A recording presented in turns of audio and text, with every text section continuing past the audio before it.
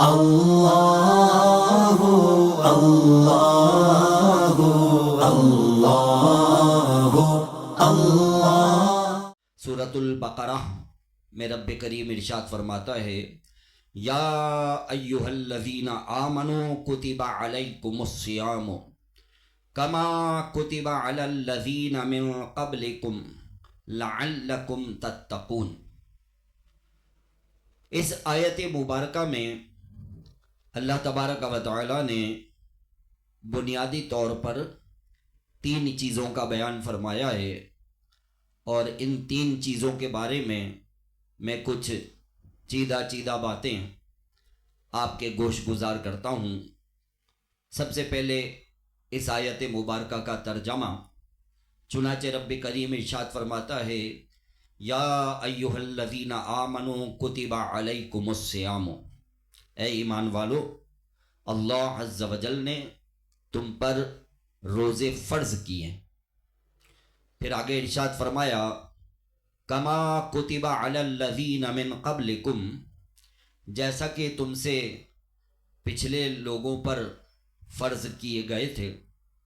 پھر آگے ارشاد فرمایا، لعلکم تتقون، تاکہ تم متقی اور پرہیزگار بن جاؤ۔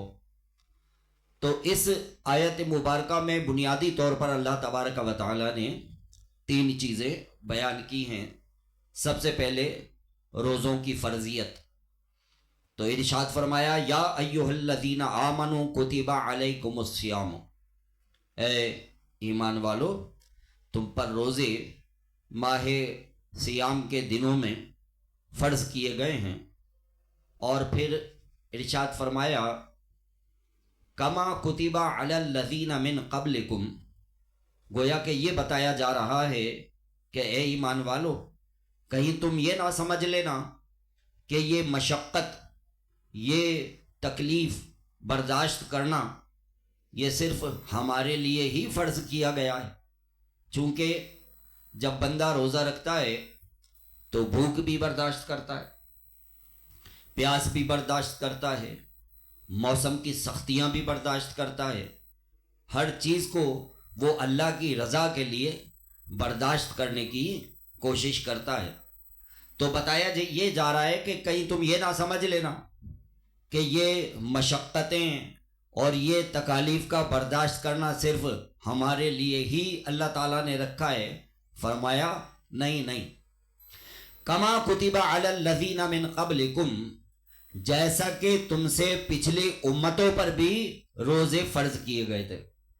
تو یہاں پر اس بات کا پتہ چلا کہ روزہ ایک ایسی عبادت ہے کہ جو صرف اور صرف امت مسلمہ کے لیے نہیں ہے، بلکہ پچھلی امتوں پر بھی روزے فرض کیے گئے تھے۔ ان کو بھی اللہ تبارک و تعالی نے اس مشقت میں ڈالا تھا۔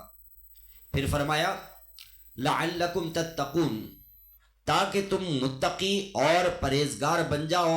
یہاں پر اللہ تبارک و تعالی نے روزوں کی فرضیت کی غرض و غایت بیان کی ہے کہ تم کو اس تکلیف میں ڈالا کیوں ہے، تم کو اس مشقت میں ڈالا کیوں ہے، تمہیں یہ سختیاں برداشت کیوں کرنا پڑ رہی ہیں۔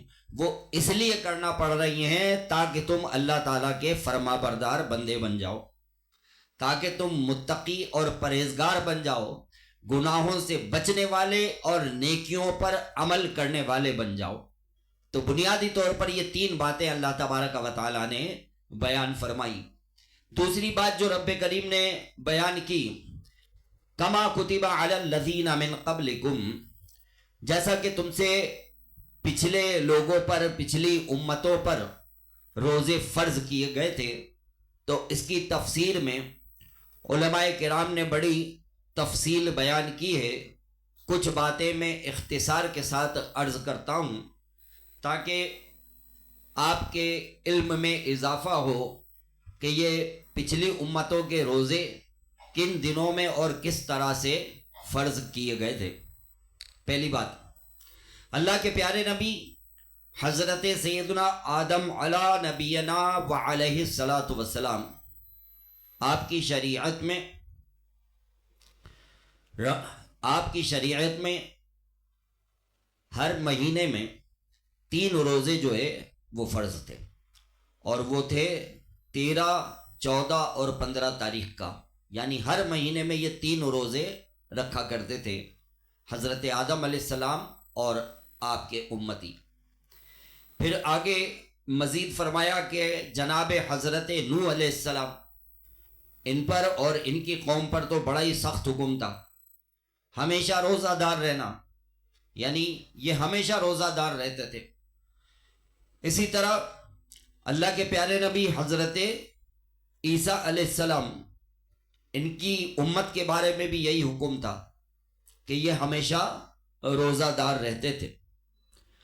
حضرت سیدنا داؤد علی نبینا و علیہ الصلاۃ والسلام، آپ پر اور آپ کی امت پر ایک دن چھوڑ کر ایک دن روزہ رکھنا فرض تھا، یعنی ایک دن روزہ رکھتے تھے اور اس کے اگلے دن پھر روزہ نہیں رکھتے تھے، اور پھر اس کے بعد والے دن روزہ رکھتے تھے۔ اس طرح سے یہ آلٹرنیٹ روزے جو ہے وہ ان کے چلتے تھے۔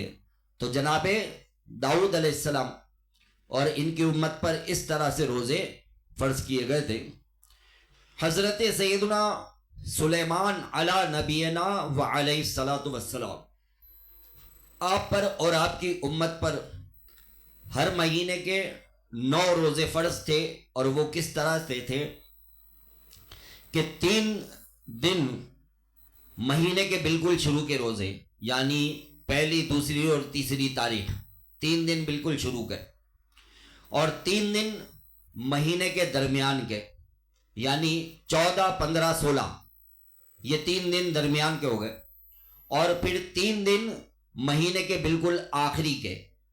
تو جناب سلیمان علیہ السلام اور آپ کی امت پر ہر مہینے میں 9 روزے رکھنا فرض تھا، اور یہ اس طرح سے روزے رکھتے تھے کہ 3 دن مہینے کے شروع میں، 3 دن مہینے کے درمیان میں، اور 3 دن مہینے کے آخر میں۔ اور بھی کافی تفصیل جو ہے وہ مفسرین کرام نے بیان کی ہے، اختصار کے ساتھ میں نے کچھ باتیں آپ کی خدمت میں عرض کی۔ مسلمانوں پر جب تک ماہ رمضان المبارک کے روزے فرض نہیں ہوئے تھے، اس وقت مسلمان کس طرح سے روزے رکھتے تھے، تو اس کے بارے میں مفسرین کرام فرماتے ہیں کہ ہر مہینے کے 3 دن ایام بیض کے روزے ہوا کرتے تھے۔ ایام بیض یعنی 13، 14 اور 15 چاند کی تاریخوں میں، یہ 3 تاریخیں ایام بیض کہلاتی ہیں۔ تو رمضان المبارک کی روزوں کی فرضیت سے پہلے مسلمان ایام بیض کے روزے رکھا کرتے تھے، لیکن جب رمضان المبارک کے روزے فرض ہو گئے تو اب وہ پچھلا حکم منسوخ ہو گیا۔ اب وہ روزے اللہ تعالیٰ نے نفل فرما دیے، چاہو تو رکھ لو، ثواب ہے، نہیں رکھو گے تو کوئی گناہ نہیں۔ لیکن ماہ رمضان المبارک کا روزہ اللہ تبارک و تعالیٰ نے فرض عین فرما دیا کہ بغیر کسی عذر شرعی کے اگر رمضان المبارک کا روزہ چھوڑا تو اللہ تبارک و تعالیٰ کی ناراضگی ہے، اس کی پکڑ ہوگی اور عذاب شدید بھگتنا پڑے گا۔ تو جب ماہ رمضان المبارک کے روزے فرض ہوئے تو وہ پچھلے سارے احکامات جو ہے وہ منسوخ ہو گئے۔ اب قیامت تک یہی قرآن کا حکم جاری و ساری رہے گا کہ ہر سال مسلمانوں پر پورے ماہ رمضان المبارک کے روزے رکھنا فرض ہے۔ اگر آپ کو یہ ویڈیو پسند آئی ہو تو اس ویڈیو کو لائک کریں، کامنٹس کریں، شیئر کریں، اور میرے اس چینل کو سبسکرائب کریں۔ جزاک اللہ خیرا۔